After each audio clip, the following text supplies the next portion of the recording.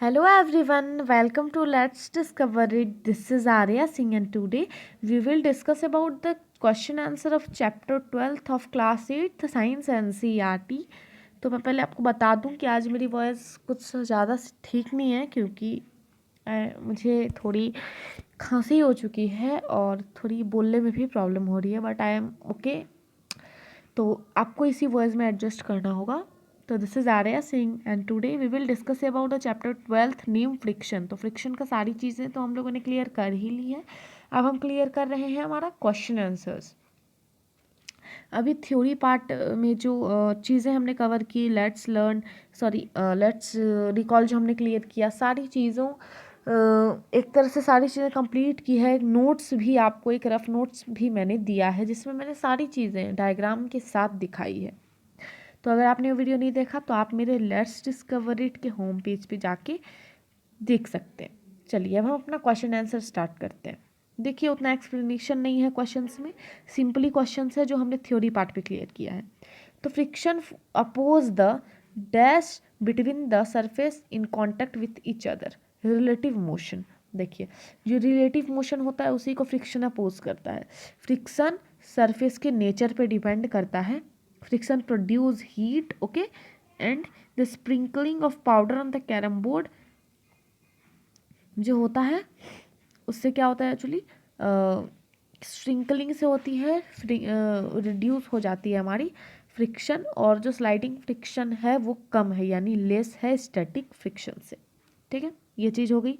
अब मैंने जो आपको बी नंबर में बताया कि सरफेस पे हो सकती है, तो यहाँ पे सरफेस नहीं आप इरेगुलरिटीज लिखोगे। चलिए क्वेश्चन नंबर 2 में आपको कुछ अरेंज करने को बोला गया है कि सबसे कम फोर्स लगता है फिर ज़्यादा, यानी एक असेंडिंग ऑर्डर में आपको सारे को अरेंज करना है। ओके, तो यहाँ पे जो अरेंज किया हुआ ऑप्शन है, पहला है रोलिंग स्टैटिक एंड स्लाइडिंग, दूसरा है रोलिंग स्लाइडिंग स्टैटिक, तीसरा है स्टैटिक स्लाइडिंग रोलिंग, चौथा है स्लाइडिंग स्टैटिक और रोलिंग। इसमें से कौन सा राइट है? तब देख लें कि इसमें से हमारा स्टैटिक रोलिंग, स्टैटिक स्लाइडिंग और रोलिंग क्या है, एक्चुअली एक तरह से बोल सकते हैं हमारा आंसर है। चलिए क्वेश्चन नंबर 3 कह रहा है यहाँ पे जो कार है फ्रिक्शन में, यहाँ पे जो इसको भी आपको अरेंज करना है एक फॉर्मेट में जिसका आंसर है वेट मार्बल फ्लोर में पहले सबसे ज़्यादा कम फ्रिक्शन होगा, उसके बाद ड्राई मार्बल में, उसके बाद न्यूज़पेपर और उसके बाद टॉवल। क्वेश्चन नंबर 5 कहता है कि आप, चलिए अगर माने कि आप जो डेस्क है आप उस थोड़ा सा टेढ़ा है, आप उस पर लिख रहे हैं, उस पर एक बुक रखी हुई है, अगर वो वहाँ से स्लाइडिंग करना शुरू करे तो किस फ्रिक्शनल फोर्स किस डायरेक्शन में लगेगा? तो अपवर्ड, यानी फ्रिक्शनल फोर्स अपवर्ड डायरेक्शन में लगेगा। जिस डायरेक्शन में स्लाइडिंग बुक होगी अपोजिट, यानी इस इधर बुक स्लाइड कर रही है तो फ्रिक्शन इधर लगेगा।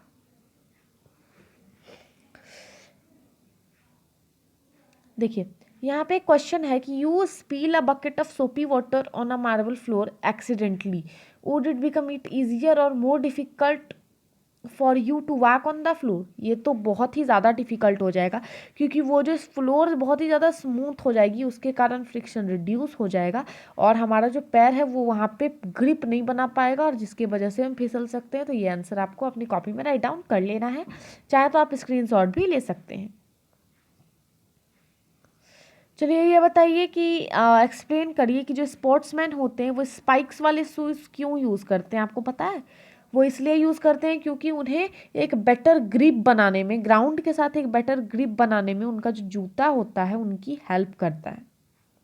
Sportsmen use shoes with spikes to increase the friction between shoes and the surface, so the shoes will spike do not slip while the sportsman run and play.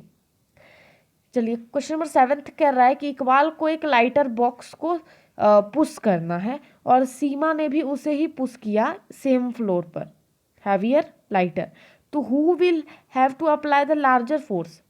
Heavy object जो होगी उस पर ज़्यादा friction लगेगा, जितना ज़्यादा वो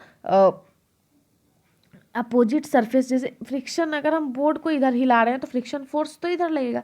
पहले क्वेश्चन समझिए, क्वेश्चन कह रहा है कि इकबाल को एक lighter box and Seema has to be push a heavier, similar heavier box on the same floor, who will have apply large force and why. यहाँ पे है कि इकबाल को एक लाइटर बॉक्स पुश करना है और सीमा को भी उसी फ्लोर पे, दोनों का फ्लोर सेम है, एक हैवियर बॉक्स को पुश करना है। तो किसको ज़्यादा लगेगा फोर्स? तो हैवियर बॉक्स वाले को ज़्यादा फोर्स लगेगा, क्योंकि यानी सीमा ज़्यादा फोर्स अप्लाई करेगी, क्योंकि जैसे जैसे वो पुश करेगी उधर से फ्रिक्शनल फोर्स भी तो उस डायरेक्शन में जितना लगाएगी उससे सेम तो आएगा, तभी तो वो मूव नहीं करेगा, या फिर कम आएगा तभी तो वो मूव कर जाएगा। तो ये सारी चीज़ें हैं जो हमने फोर्स वाले चैप्टर में भी कवर की हैं। अगला क्वेश्चन है कि स्लाइडिंग फ्रिक्शन क्यों छोटा है स्टैटिक से। तो इसका सिंपली आंसर है कि the sliding friction is less than static friction because the sliding object get less time to interlock into a contact of the floor, so it can somewhat easier to move any object already in motion that to get in started। आपको एक example देना है friction का, friend और फो दोनों में। तो example है यहाँ पे फ्रेंड का, ये मैंने खुद राइट डाउन किया है। आपका आंसर डिफरेंट भी होगा तो चलेगा, इसके आपके मार्क्स क्लास में नहीं काटे जाएंगे। बस आप एक बार अपने गार्जियन को या फिर अपने आंसर को आप मुझे कमेंट कर सकते हो, I will check it and I will help you. तो यहाँ पे मेरा आंसर कुछ ऐसा है, देख लीजिए आप, ठीक है। तो आंसर तो बिल्कुल सही है, हो सकता है आपका एग्जाम्पल डिफरेंट हो, गलत नहीं होगा, डिफरेंट होगा। तो इसे आप अपनी हिसाब से ही लिखें, मैं इसे रीड नहीं कर रही हूँ, मैंने अपने हिसाब से राइट डाउन किया है। चलिए अब ये बताइए कि स्पेशियल शेप, कोई भी ऑब्जेक्ट अगर मूव करती है तो फ्लूइड्स में, तो उसे एक स्पेशियल शेप, यानी उसे हम कहते हैं स्ट्रीमलाइंड बॉडी। स्ट्रीमलाइंड जो शेप होता है, ये एक शेप का नाम है जो फ्लूइड में इजिली फ्रिक्शन को ओवरकम करके आगे निकलता है। तो ये फिश, एरोप्लेन, इन सारे की जो शेप होती है ये स्ट्रीमलाइंड बॉडी के साथ होते हैं naturally. Okay, so the object moving in fluid must have a special shape to overcome the fluid friction acting on them.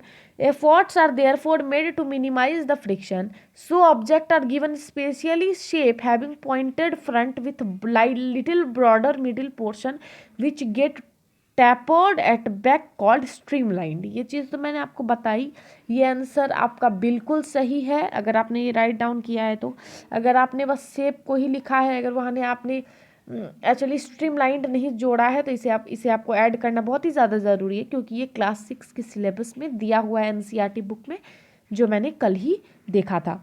Okay, तो अगला क्वेश्चन, क्वेश्चंस कंप्लीट हो चुके हैं। 10 क्वेश्चंस जो आपकी बुक में दिए गए थे मैंने सारी को कंप्लीट कर दिया है। तो अगर ये वीडियो पसंद आया हो तो लाइक करिए, शेयर करिए अपने फ्रेंड के साथ, और चैनल को भी सब्सक्राइब करिए। From this side Arya Singh, thank you, stay home and stay healthy because corona का फ्लो फिर आ रहा है। Happy new year to you all, and happy new year को प्लीज़ सेफली बनाएं, मास्क वियर करें और सैनिटाइज़र का यूज़ भी करें।